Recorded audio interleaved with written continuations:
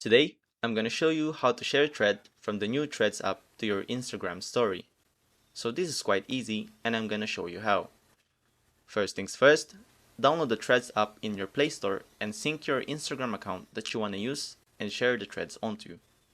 Then, you want to go ahead and find yourself a thread that you like. For my case, I'm just going to make my own thread. Once you have the thread of your choice, go ahead and tap the button at the very end of the thread. It kinda looks like an arrow. And here, you can either add it to your story or post it on your feed. But in our case, we're gonna go ahead and share this to our story. Once you're here, just like making an Instagram story, you can customize it. Add a little text or stickers to whatever you prefer. Once that is all done, go ahead and press your story. And just like that, you now have a thread story.